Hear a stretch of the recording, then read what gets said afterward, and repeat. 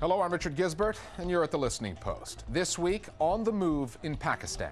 More than 2 million people flee the fighting in Swat, and much of the media leave with them. Journalists kept out of the battle zone, except on day trips like this. Reporting Iraq, why the conflict there has disappeared from the headlines. Extraordinary change, real optimism. Brushing up on the news in New York, and tuning into politics in Washington. I have come here tonight to speak frankly and directly. Here at The Listening Post, we make a habit of reporting on journalism and war, how governments and their militaries are making it harder and harder to cover conflicts. This week, we're looking at two parts of the world which are difficult to report from, Iraq and northwest Pakistan. Iraq's coming up in part two. We're kicking things off with Pakistan's Swat Valley, where for more than a month now, Pakistan's military has been battling the forces of the Taliban. What the Army calls Operation Black Thunder is an offensive that is much more than just military. It's been backed by an aggressive media push by the Pakistani government. Our starting point this week is where in the information war does the spin stop and the substance start? And how do the media in Pakistan cover the story of the war? अपने rate establish करने के लिए उस नदीर में operation किया 55 से 60 के करीब शरपसंद हलाक हुए हैं. I think the army has become increasingly savvy in terms of how it manages its public relations. Fierce fighting between Pakistani military and the Taliban today. They are on the run. One of the most striking factors in the ongoing media coverage of the campaign is that the message is total and the message is unified. Pakistan has claimed a major success in its offensive against the Taliban.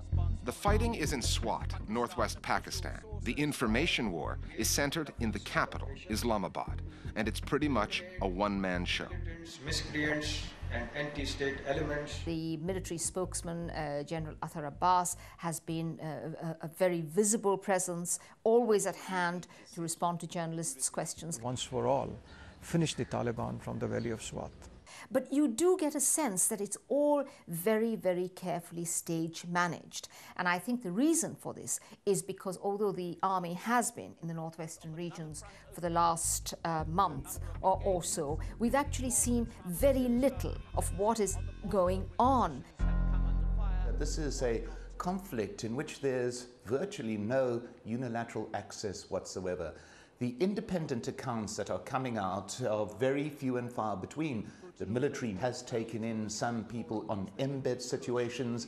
It has taken reporters to scenes that it has selected. Journalists kept out of the battle zone, except on day trips like this. But in terms of any form of unilateral coverage, there is simply none.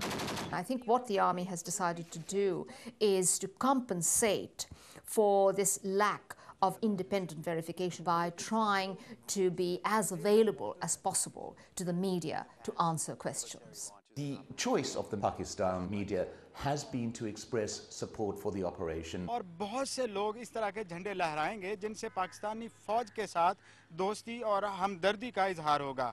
For the reasons of patriotism, for the reasons that there are no indication that there is anything to be critical about because there are no first-hand accounts.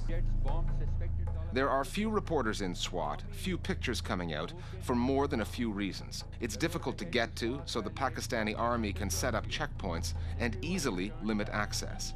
And the Taliban, or at least people acting in their name, have chased out many journalists. They placed a poster outside newspaper offices and TV channel offices, and they threatened them to stop disseminating wrong things against Taliban. And they also threatened them that they will take action against those newspapers and TV channels, those who are giving wrong picture of Taliban. We understood the significance of their threat. For example, when the Taliban issues threats via FM radio, their targets flee for their lives. Keeping in mind all the problems that we are having in Swat, we had to shift to Peshawar. Our paper has been running for 6 years, and we are keen that it continues. In the run-up to this war, the Taliban have also allowed for the dissemination of videos, either through new media or mainstream outlets, of what punishment under Sharia law looks like. This 17-year-old girl was flogged for alleged adultery. This couple was shot and killed for the same reason. If that was the Taliban's idea of a public relations campaign, it has backfired. There is a sense within the public that the kind of regime that the so-called Pakistani Taliban are seeking to impose in parts of Pakistan is not something that Pakistan or most ordinary Pakistanis identify with. And the media has picked that up and have sought to project that. The media in Pakistan have come to realize that radical Islamists pose as much a threat to the interests of a free media as any government. What they're dealing with is a very real threat to press freedom. Take the government's ability to restrict access to the story, its controlling of the narrative through its omnipresent spokesman, then throw in the media's fear of life under the Taliban, and the information war has been very one-sided. The media channels, particularly in television, appear to be competing against each other to be the most supportive of the military in this operation. You will daily see on each of the channels films expressing support for the military. The whole media very, very clearly on message. They are behind the army, and as extension, they are behind the operation. There's also an interesting sideshow going on in the new media space. Unlike the recent war on Gaza, when the Israeli government set up its own YouTube channel, the Pakistani military is not using YouTube as a means of getting its story out to the world. It's using it to help keep its own troops in line. It's the content of what's going on, you know, these songs to sort of boost the morale of the troops. And of course, the main reason for that has to do with the fact that within this army, there is great dissatisfaction. This is a greatly and deeply divided army, an army that is fundamentally unsure whether it is doing the right thing by killing its own people. If you run a search on YouTube, there will be hundreds and hundreds of videos that have been uploaded by various people supporting the military almost totally. So the military and the government generally have made great use of the new media technology available. The Taliban are taking a beating on the airwaves and online. They're losing and may have already lost the battle for hearts and minds. Here's how our Global Village voices see the reporting of the conflict in northwest Pakistan.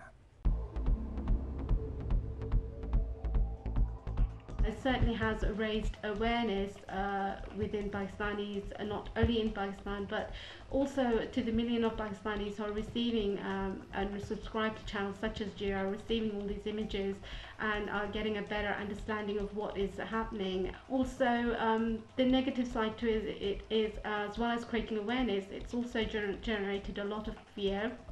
It has also highlighted the instability and also the uncertainty and future of Pakistan on many levels. I've been watching the PTV channel quite a bit to see how the Pakistani media, well, an aspect how some Pakistani media have been covering the event. And it's quite sad really, because they seem to be treating the whole thing as a boys' own adventure. The fact that the Pakistani army seems to be winning seems to be an added impetus to the whole thing. Becoming one of our Global Village voices has never been easier. You can email us at listeningpost@aljazeera.net. You can go the Facebook route and look for the Listening Post page, and there's always Twitter. We promise to let you know via Facebook and Twitter what stories we're working on and how you can get with the program. You can also email, Facebook, or Twitter us if you have ideas for stories or for our web video of the week. Time now for Listening Post News Bites. Earlier this month, we ran a report on the difficulties that journalists covering the war in Sri Lanka were facing when trying to get accurate casualty figures. Last week, when the Sri Lankan government officially announced the end of the war, it finally provided some numbers for the Sri Lankan armed forces, but not for the Tamil Tiger side. Defense Secretary Gotabaya Rajapaksa went on television with the first official statement of its kind by the Sri Lankan authorities to release the figures. According to Rajapaksa, more than 6,200 security personnel were killed over the last 3 years of fighting, with another 30,000 wounded. Figures still unclear on the Tamil Tigers side, but estimates are for around 15 to 22,000 killed. The total number of those killed in Sri Lanka over 26 years of fighting is thought to be close to 80,000. Iranian presidential candidate Mir Hossein Mousavi has been using the internet to rally support ahead of the general elections in June. Mousavi, considered the leading reformist candidate, is counting on Facebook, the social networking site, to reach young voters. However, the site was blocked recently. There were reports that blamed the ban, which lasted for 3 days, on the incumbent president, Mahmoud Ahmadinejad. However, Ahmadinejad has come out saying that he believes in, quote, maximum freedom of expression, unquote, and will conduct an inquiry into the 3-day blackout. Iran has a relatively young population, so blogs and websites like Facebook could be a critically important factor in the outcome of the election. The media have had a hard time reporting in Sudan. Now there's a new law in the works there that will make their difficulties official. The new bill would give Sudan's National Press and Publication Council, the NPPC, the power to shut down or fine newspapers at its own discretion. What the bill has failed to do, and what worries journalists as well as media watchdogs, is detail specifically what kind of offenses are punishable.